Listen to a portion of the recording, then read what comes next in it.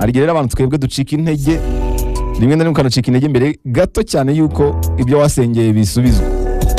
Hari igihe ucika intege mbere gato yuko ibyo wasengeye bisubizwa, bikunda kubaho kubwo kutabasha kwihangana. Niyo mpamvu bakubwira ngo senga ukora ibyo ushinzwe, wiringira Imana, kora icyo utekereza ko ari icyanyacyo, ibindi biharira igihe cy'Imana. Agaruka ku kandi kantu, buri bihe Imana ikunyujijemo biba birimo intego yayo. Imana igira ibihe bitandukanye ikunyuzamo rero. Ibihe bya mbere Imana ikunyuzamo ni ibihe byo kwiga. Ushobora gusanga n'ubu uri kunyumva uri mu bihe byo kwiga. Ibindi bihe Imana ikunyuzamo ni ibihe byo kugufasha kumenya gukora. Hari igihe rimwe na rimwe uri mu butengamare, gukora ukabyibagirwa, Imana ikakunyuza mu bihe byo kugufasha kongera kwibuka gukora. Ibindi bihe ikunyuzamo ni ibihe byo kugukuza noneho. Hakaza n'ibihe byo gusarura. Ibyo ni ibihe bine Imana ikunyuzamo. Wowe uri mu bihe rero, uri mu bihe byo gusarura, uri mu bihe byo kugukuza, uri mu bihe byo kugufasha kumenya gukora, cyangwa uri mu bihe byo kwiga. Harimo n'umuntu usanga ari muri bino bihe byose icyarimwe. Ibyo bihe byose rero bigufasha gufata imyanzuro myiza no kwirinda kwihutisha ibintu. Kumenya igihe cy'Imana bitanga amahoro. Iyo wemeye ko Imana igena ibihe unyuramo, ugira ubuzima burimo amahoro, bikurinda kubaho ubuzima butuma wigereranya n'abandi. Igihe cyose Imana ikunyuzamo kiba ari cyiza kandi ari icyanyacyo. Gutegereza nicyo kintu uba ukeneye. Ikindi, gutegereza nicyo gihe cyo kugutegura.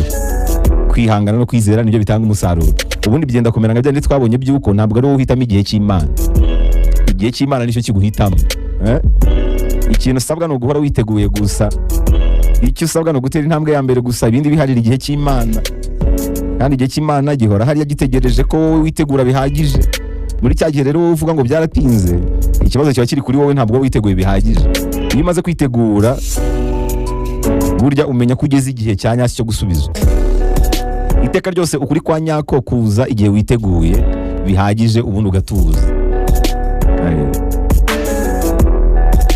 Ubukire, iterambere, guhirwa, kumurikirwa n'ibindi byose mwene muntu yakwitwa ko yagezeho muri ubu buzima, biza muri cya gihe bisanze yiteguye neza. Kuba bizi icyo gihe ntibivuze ko bidahari, biba bihari, ariko bisaba kubanza kwitegura kugira ngo bikugereho. Cyagihe rero uhora uvuga uti byaratinze, Imana ibireba ikabona ntabwo witeguye, kubera ko witeguye biraza. Byari byakubaho ko ubona nk'amahirwe nko muri quartier utuyemo, kandi warahoraga uyacaho umunsi ku munsi ntuyabone. Byari byakubaho ukanyura nko muri quartier ugahita ubona ahantu washyira business, kandi aho hantu wari uhamaze nk'imyaka nk'itanu, ayo mahirwe utajya ubona ko ahari. Ni nka kundi wahoraze wumva nk'ijambo runaka, ariko kuri iyi nshuro waryumva ukumva neza riragukanguye, rihuye n'ikintu wari ukeneye, kandi twahoraga turivuga.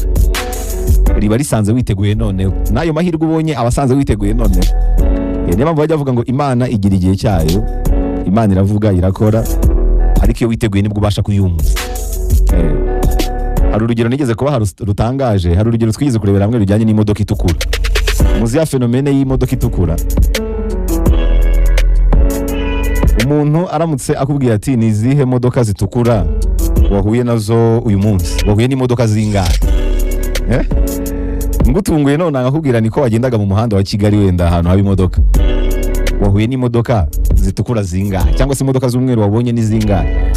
N'undi muntu uri ahantu wenda hatagera imodoka, nshobora kumubaza nti wahuye n'ihene zingahe?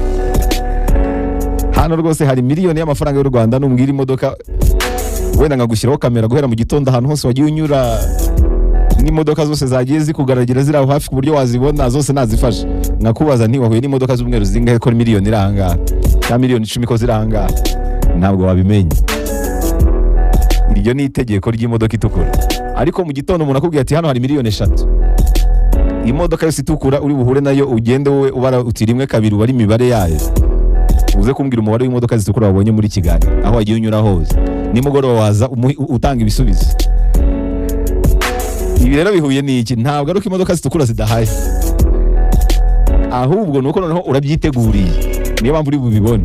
Ni nk'amahirwe rero, amahirwe ahora hari akugaragiye, ahubwo iteka ryose aza iyo asanze witeguye nibwo uyabona.